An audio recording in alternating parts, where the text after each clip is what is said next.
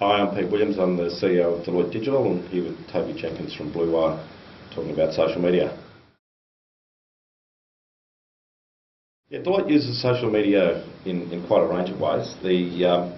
Internally, we're heavy users of Yammer, and Yammer really allows us to break down silos in the organisation, share knowledge, find resources, manage projects, build social communities. So we've got a Deloitte Mums group, we've got a Deloitte Bike Riders group, but really allows us to keep in touch. It also allows us to tap into the tacit knowledge of the rest of the organisation. So if someone's got a problem, or working on a client, or wants some ideas for a client, or wants questions about what people think about something, we just belt that out on Yammer. Our innovation program uses social media as its core to capture and filter ideas.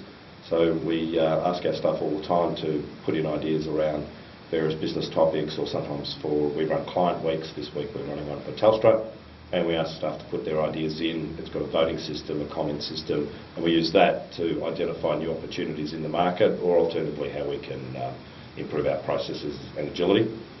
There's a whole raft of stuff we do internally, but externally we're heavy users of Twitter, both some official Deloitte accounts, but also a number of our staff are fairly prominent Twitterers, and we encourage them to do that on behalf of the firm.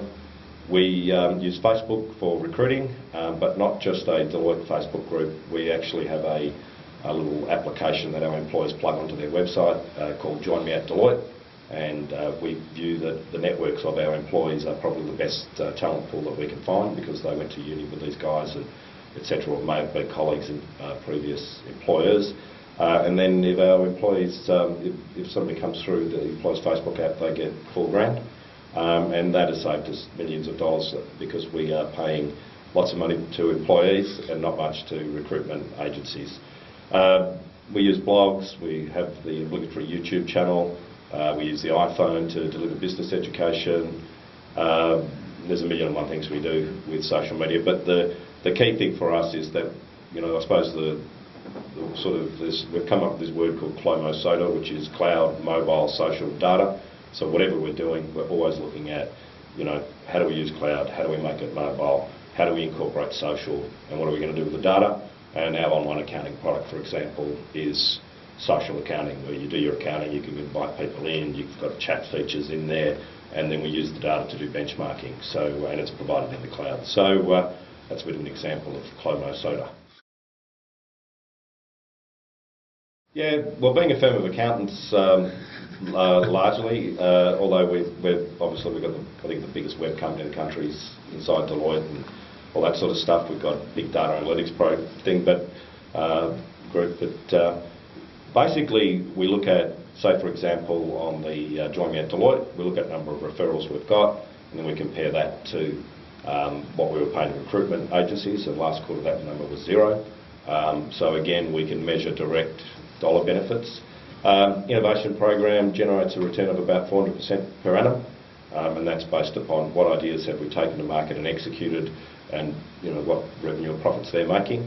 For things like Yammer, Yammer's pretty hard to measure, although what we can say is we know that we've improved knowledge sharing. We know that active Yammer users have virtually no staff turnover, they don't leave. So again, a great retention tool. In terms of getting to the right, finding the expert, I think it's a big time saver, Yammer. And it doesn't take long to look at it, and I say to a lot of people, they think, you're doing Twitter, Yammer, Facebook, how do you spend the time? It's like, they don't take much time at all. It's bloody voicemail and email that kill me. So, so we measure it based upon, what sort of thing it's trying to do. But generally it's, at the end of the day, being accountants, we measure it based on what dollars do we get back, and the answer is a shitload. Yeah, the social media policy really was formulated mainly because there was so much activity in social media in Deloitte. And if you wanted to sort of boil it down into one sentence, it's like basically, what would your mum say? So the policy isn't any different to what we do from a cultural point of view. Like, don't slag off your colleagues, don't slag off your firm, don't slag off your clients, don't put confidential information in public forums, don't give up your day job, and if you're not sure about whether you should or shouldn't, what would your mum say? So, but really the reason to formulate it was because we've always had an open internet access policy at Deloitte. We've never banned anything, unlike most of the other firms that we see around the place. We've got this sort of aggressive adoption model of this stuff's not going to go away. It is changing the way society and business works. So if we want to be innovators and leaders in our field, we've got to aggressively embrace and learn. So we have a real learn by doing sort of model, but to be able to enable people to do that, we sort of say, well, okay, here's our policy, but we encourage our people to tweet out about what they're doing. But of course we say to them, you know, if you want to sort of take photos of the spa party naked in Vegas, maybe you wouldn't, we're not sure that we want Deloitte associated with that, so just use common sense. And I think a lot of the younger people, because we are a relatively young firm, or we're an old firm with young people, I think how they live their life a bit more in the open and stuff, we sort of say to them, hey, just think about this, because, you know, as they say, what happens in Vegas stays on Facebook, and, you know, just use a bit of common sense. And we haven't had any incidents that worried. And the other thing is we find with the internal stuff, like even, you know, sort of wikis we use, or Yammer, innovation program, all that sort of stuff, internally it self-regulates, because if you're, you know, we've had 24,000 messages and we've never had to sort of moderate one or admonish somebody for putting it on. So I think it really goes down to the culture of the place, but also to put, I suppose, hey, you're permitted to do this, we encourage you to do this, but just think about what you're doing. But as I say, most of that stuff was in existing communication policies, IT policies, whatever.